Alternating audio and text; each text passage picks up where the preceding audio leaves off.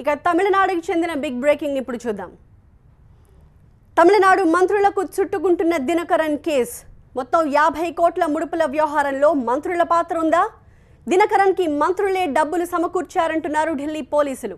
ఇప్పటికే చెన్నై నుంచి ఇతర ప్రాంతాలకు వెళ్లిన మంత్రులు దినకరన్ చార్టర్డ్ అకౌంటెంట్ని పోలీసులు ప్రశ్నించబోతున్నారు.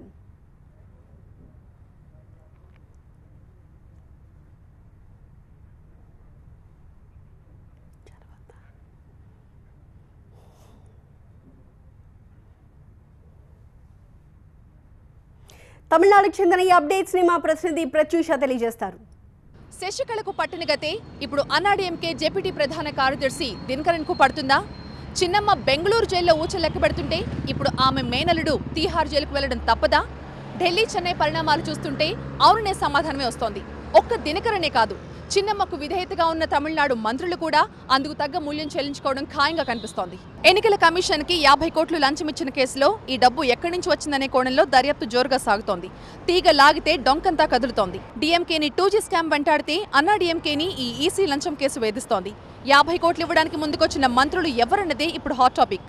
ఇప్పటికే 5గురు అరెస్ట్ అయ్యారు, పలువురిని ప్రశ్నించారు. మొత్తంగా చూస్తే మొదట శశికళ, ఇప్పుడు దినకరన్ అన్నాడీఎంకేకి గుదిబండలా తయారయ్యారు.